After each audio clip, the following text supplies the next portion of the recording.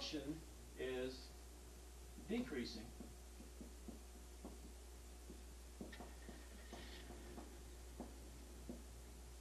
if for any values of x, say x of 1 and x of 2, such that x of 1 is greater than x of 2. So the definition of a decreasing function starts out just like the definition of an increasing function. X of 1, you choose x of 1 and x of 2 so that x of 1, the first number, is greater than the second number. But it doesn't end up the same way as the definition of the increasing function. We have x of 1 is greater than x of 2, but f of x of 1 is less than f of x of 2. This is the definition for a decreasing function. This is the algebraic definition of a decreasing function. This means that if we just have the equation of a decreasing function, if we just have the equation of a function, we can tell whether that function is increasing or decreasing just by looking at the equation. This means that we don't have to have the graph of the function. We don't necessarily have to graph the function to tell whether it's increasing or decreasing over a certain interval. Now, if you have a problem involving a function and you want to decide whether the function is increasing or decreasing, you have to choose your two numbers for x of 1 and x of 2 such that x of 1 is greater than x of 2. Then you have to substitute those two numbers in the function for x so that you can find f of x of 1. When you substitute x of 1 into that function, you will find f of x of 1. When you substitute the number for x of 2 into that function, you'll find f of x of 2. And then, of course, you can determine whether or not f of x of 1 is smaller than f of x of 2. Notice that the numbers have flip-flopped on us here. The x of 1s and x of 2s have flip-flopped. Here we say x of 1 is greater than x of 2, but then over here we're saying that f of x of 1 is less than f of x of 2.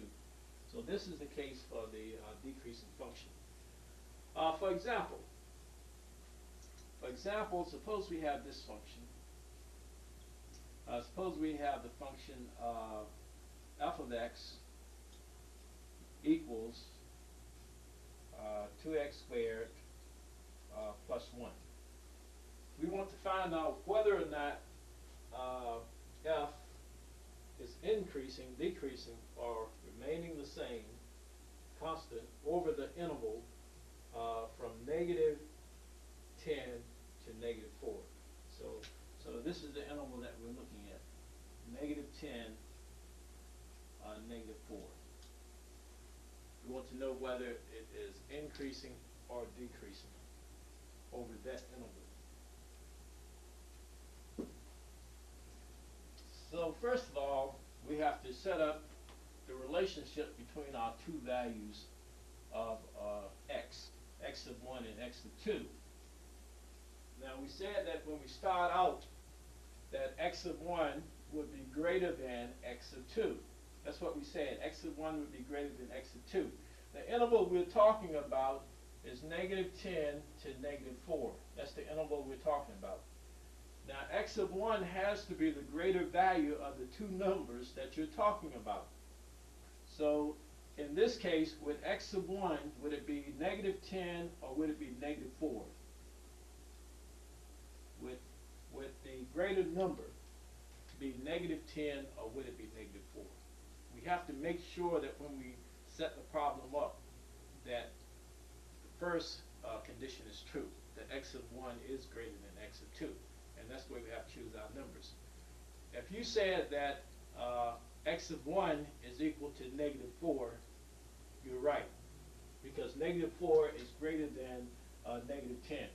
So we start out with this. Negative 4 is greater than negative 10. And that is true.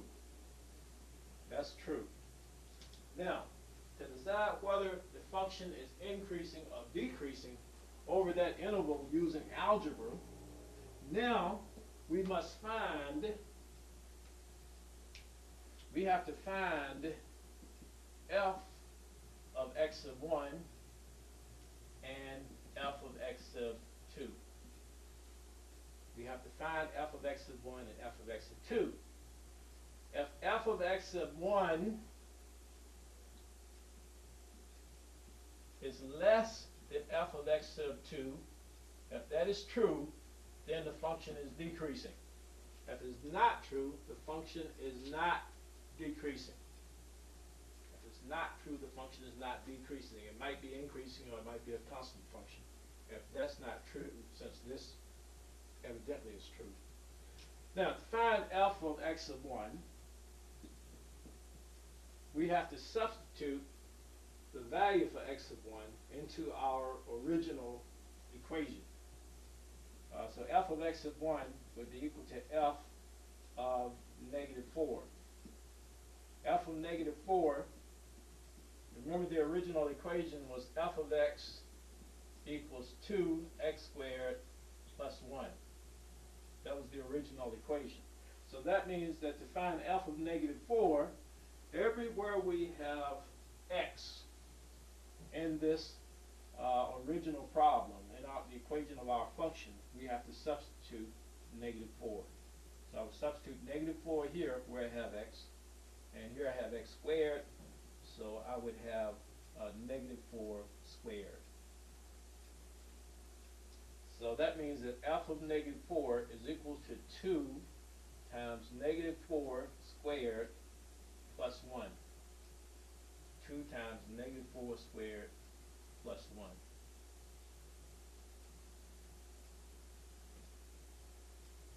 Now we have to simplify this. Negative 4 squared would give us 16. 16 times 2 would give us 32, plus 1 would give us 33. This is what we get for f of negative 4. Now we find f of negative 10. This means that at this time, to find f of negative 10, everywhere we have x in our equation, we substitute negative 10. This is how you find f of negative 10. So that gives us f of negative 10 equals 2 times negative 10 squared plus 1.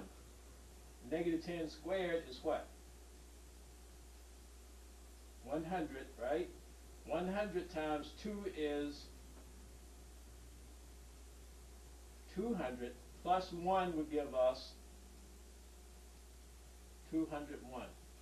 So that's what f of negative 10 is equal to.